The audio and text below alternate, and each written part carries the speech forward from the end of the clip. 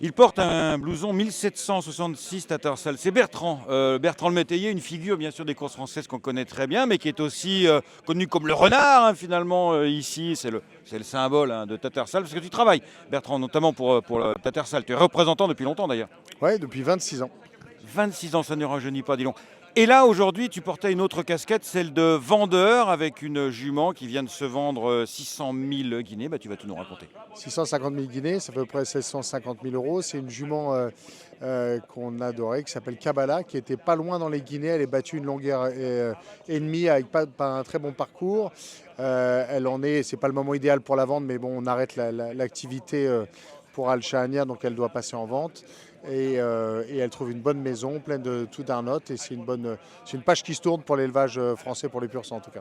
Alors, Al-Shahania, on le précise, c'est la famille Al-Thani. Tu peux nous rappeler un peu le contexte d'Al-Shahania? Oui, c'est un éleveur incroyable de pur sang arabe.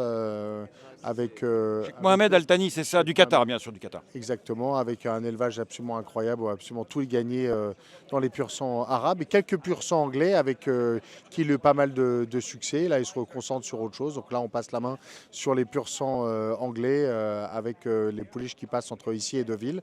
On en a encore 6 à passer la semaine prochaine à Deauville et ça sera la fin de cet épisode-là. Donc là, c'était vraiment l'avant-dernière vente et ça fait plaisir de passer donc dans la Sceptre Session. Je précise, en 2 mots, c'est quoi la Sceptre Session?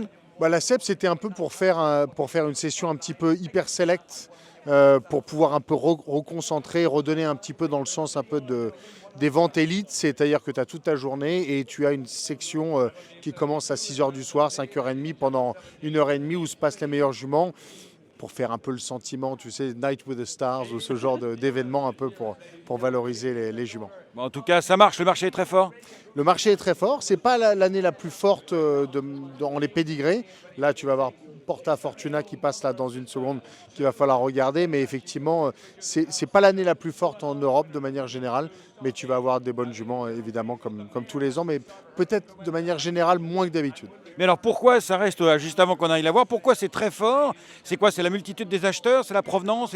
Pourquoi c'est si fort là? Oui, mais c'est toujours fort parce que là, c'est le meilleur marché en Europe. C'est là où on vient acheter souvent les meilleurs juments. Mais c'est surtout qu'il y a peu de juments. Les gens ne les vendent pas. Forcément, c'est difficile d'avoir accès à la bonne génétique. Et quand c'est disponible, ça fait beaucoup d'argent.